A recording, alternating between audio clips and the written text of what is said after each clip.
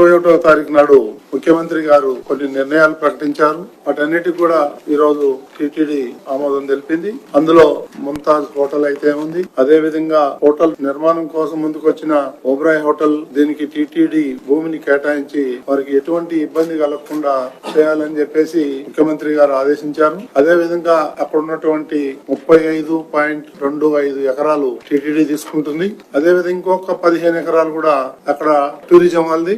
ఆ టూరిజం భూమిని కూడా మనం మొత్తం తీసేసుకొని మొత్తం 50 ఎకరాలు అవుతుంది. ఆ 50 ఎకరాలకు బదులుగా టిటిడి స్థలం వాళ్ళకు ఇచ్చి మనం ఈ స్థలాన్ని తీసుకోవాలని, ఎందుకంటే ముఖ్యమంత్రి గారు క్లియర్ గా చెప్పారు. జూ పార్క్ నుంచి కపిలేశ్వర తీర్థం వరకు కొండకు ఆనుకున్న ఏదైతే స్థలం ఉందో దాంట్లో ఎటువంటి నిర్మాణాలు జరగకూడదని సీఎం గారు క్లియర్ గా ఇన్స్ట్రక్షన్ ఇచ్చారు. దానికి అనుగుణంగానే 50 ఎకరాలు మనం తీసుకొని టిటిడి ఏదైనా కావాలంటే నిర్మాణం చేసుకోవచ్చు, కానీ అక్కడ మాత్రం ప్రైవేట్ వ్యక్తులకి ఎవరికి ఇవ్వకూడదని చెప్పేసి తీర్మానం చేయడం జరిగింది.